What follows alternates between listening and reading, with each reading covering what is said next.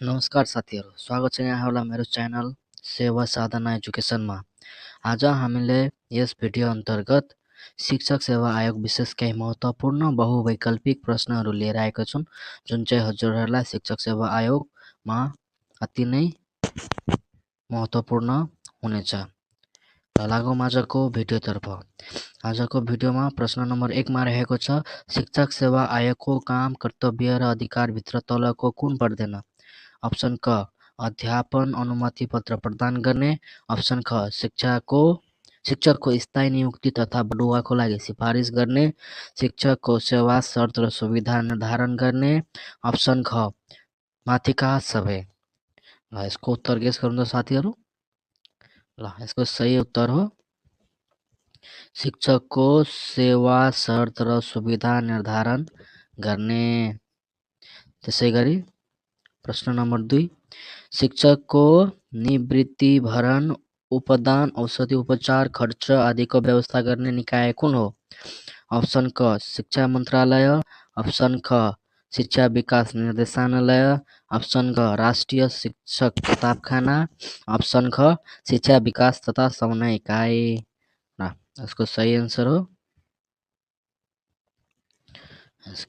Answer हो राष्ट्रिय शिक्षक किताबखाना। ल त्यसै गरी अर्को प्रश्नमा जाउँ। अर्को प्रश्न नम्बर 3 रहेको छ, शिक्षक सेवा आयोग नियमावली 2057 अनुसार तल दिएका मध्ये शिक्षक सेवा आयोगको काम अधिकारभित्र नपर्ने कार्य कुन चाहिँ हो? शिक्षकको स्थायी नियुक्ति तथा बढुवाको लागि सिफारिस गर्ने, विद्यालयमा अध्यापन गर्न चाहने व्यक्तिलाई अध्यापन अनुमति पत्र दिने, अध्यापन अनुमति पत्रको लागि दिने परीक्षाको पाठ्यक्रम निर्धारण गर्ने। अप्सन ग, अध्यापन अनुमति पत्र प्राप्त गर्ने इच्छुक शिक्षकहरूलाई तालिमको व्यवस्था गर्ने। यसको सही आन्सर हो अप्सन ग, अध्यापन अनुमति प्राप्त गर्ने इच्छुक तालिमको व्यवस्था गर्ने। त्यसै गरी प्रश्न नम्बर 4 मा रहेको छ, कक्षा 1 देखि 10 को पाठ्यक्रम तथा पाठ्यपुस्तकमा आधारित भएर श्रव्य र श्रव्य दृश्य सामग्री विकास गरी रेडियो र टेलिभिजनबाट प्रसारण गर्ने कार्य तलको संस्थामध्ये कसले गरिरहेको छ? अप्सन क, खुल्ला तथा दूर शिक्षा केन्द्र। अप्सन ख, शिक्षा तथा मानव स्रोत विकास केन्द्र। अप्सन ग, पाठ्यक्रम विकास केन्द्र। अप्सन घ, शैक्षिक गुणस्तर परीक्षण केन्द्र। ल यसको उत्तर गेस गरौँ त। यसको सही उत्तर हो शिक्षा तथा मानव स्रोत विकास केन्द्र।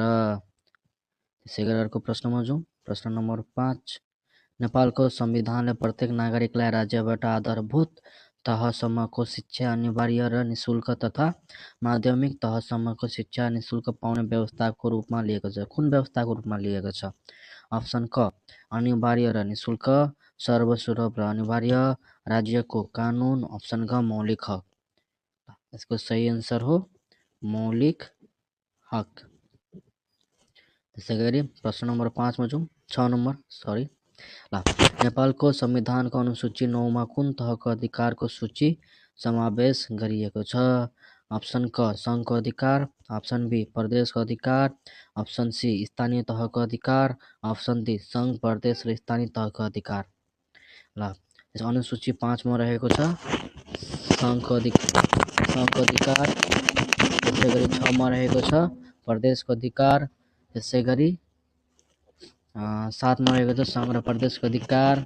8 मा रहेको छ स्थानीय तहको अधिकार र अनुसूची 9 मा रहेको छ सङ्घ, प्रदेश र स्थानीय तहको साझा अधिकार। त्यसैले यसको सही उत्तर हो अप्सन डी। त्यसै गरी प्रश्न नम्बर 7 मा जाउँ। नेपालको संविधानमा उल्लेख भएको शिक्षा सम्बन्धी हक तलको मध्ये कुन होइन? अप्सन ए, प्रत्येक नागरिकलाई आधारभूत शिक्षामा पहुँचको हक हुनेछ। अप्सन बी, प्रत्येक नागरिकलाई माध्यमिक तहसम्मको शिक्षा निशुल्क पाउने हक हुनेछ। अप्सन सी, प्रत्येक नागरिकलाई उच्च शिक्षा निशुल्क पाउने हक हुनेछ। अप्सन डी, अपाङ्ग तथा आर्थिक रूपले विपन्नलाई निशुल्क शिक्षा। ल यसको सही उत्तर हो प्रत्येक नागरिकलाई उच्च शिक्षा निशुल्क पाउने हक हुनेछ। त्यसै गरी प्रश्न नम्बर 8, कार्यमूलक अनुसन्धान एक्सन रिसर्चको लागि केका लागि गरिन्छ? अप्सन ए सिद्धान्त प्रतिपादन गर्न, अप्सन बी कार्ययोजना विकास गर्न, अप्सन सी तत्काल समस्या समाधान गर्न, अप्सन डी समस्यालाई सामान्यीकरण गर्न। सही उत्तर हो तत्काल समस्यालाई समाधान गर्न। त्यसै गरी प्रश्न नम्बर 9मा रहेको छ, घटना अध्ययन केस स्टडी कस्तो खालको अनुसन्धान हो? अप्सन ए परिमाणात्मक अनुसन्धान, अप्सन बी गुणात्मक अनुसन्धान, अप्सन सी तथ्याङ्कमा आधारित अनुसन्धान, अप्सन डी समूहको तथ्याङ्कमा आधारित अनुसन्धान। यसको सही उत्तर हो अप्सन बी गुणात्मक अनुसन्धान। त्यसै गरी प्रश्न नम्बर 10मा जाउँ, कार्यमूलक अनुसन्धानको चक्रभित्र नपर्ने विषय कुन हो? अप्सन ए कार्य, याक, अवलोकन र कार्ययोजना, अवलोकन र शिक्षण। याद गर्न सजिलो तरिका या क योजना, कार्य, त्यसै गरी र के हुन्छ अवलोकन र अर्को प्रतिबिम्बन प्रतिबिम्बन। त्यसैले यसमा हेर्नु त कार्य छ, कार्ययोजना पनि छ, त्यसै गरी अवलोकन पनि छ। यसको कुन होइन भन्दाखेरि यसको सही उत्तर हो अप्सन डी, यो चाहिँ होइन। त्यसै गरी अर्को प्रश्नमा जाउँ, प्रश्न नम्बर 11, शिक्षा क्षेत्रमा गरिएका अनुसन्धानका प्राप्तिहरू शिक्षण गर्दा उपयोग गर्न नसकिनुको मुख्य कारण के हो? यसको सही उत्तर हो अप्सन ए अनुसन्धानका समस्याहरू विशिष्ट भएर वास्तविक समस्या पहिचान्ने नभएर, अप्सन सी अनुसन्धान र शिक्षण बीच आपसी सम्बन्ध विकास गर्न नसकेर, अप्सन डी अनुसन्धानका प्राप्तिहरू सबै शिक्षकले सहज ढङ्गले प्राप्त गर्न नसक्ने भएर। यसको सही उत्तर हो अप्सन डी। अब लागौँ अर्को प्रश्नमा, प्रश्न नम्बर 12, कक्षा कोठामा कुनै शिक्षकको व्यवहार सिकाइ तथा कुनै विद्यार्थीको व्यवहार सिकाइ तत्परता तथा सिकाइ क्षमता अन्य विद्यार्थीको भन्दा फरक भएको सम्बन्धमा खास कारण पत्ता लगाउन गरिने अनुसन्धान कुन हो? Applied research, qualitative research, action research र केस स्टडी रिसर्च। यदि हामीलाई कुनै विद्यार्थीको गहन अध्ययन गर्नु छ भने त्यति बेला हामी कुन रिसर्च गर्छौँ भन्दाखेरि हामी गर्छौँ केस स्टडी रिसर्च। यो भनेको घटना अध्ययन हो। त्यसै गरी प्रश्न नम्बर 13, क्लासिकल कन्डिसनिङ सिद्धान्तका प्रवर्तक को हुन्?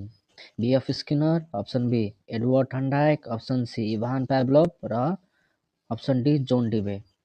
क्लासिकल कन्डिसनिङ शास्त्रीय सम्बन्धनको सिकाइ सिद्धान्तको प्रतिपादक हुन् इभान पाभलोभ। त्यसै गरी अर्को प्रश्नमा जाउँ, प्रश्न नम्बर 14, साइकल चलाउन सिक्ने व्यक्तिले मोटरसाइकल चलाउन सिकाएको कुन स्थानान्तरण हो? शून्य स्थानान्तरण, समतलीय स्थानान्तरण, सकारात्मक स्थानान्तरण, अप्सन डी नकारात्मक स्थानान्तरण।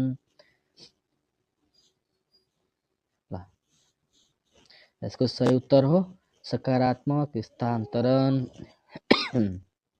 त्यसै गरी प्रश्न नम्बर 15, आधारभूत तह कक्षा 1-3 को पाठ्यक्रम 2076ले कक्षा 1 देखि 3 वार्षिक कति घण्टा पठन पाठन गरिने व्यवस्था गरेको छ?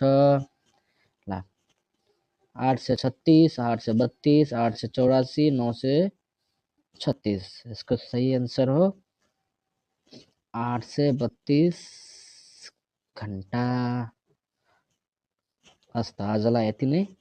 कृपया भिडियो मन परे च्यानललाई सब्सक्राइब गरी भिडियोलाई लाइक गरिदिनु होला र अझै यस्तो भिडियोहरू चाहनुहुन्छ भने कमेन्ट पनि गरिदिनु होला। Thanks for watching.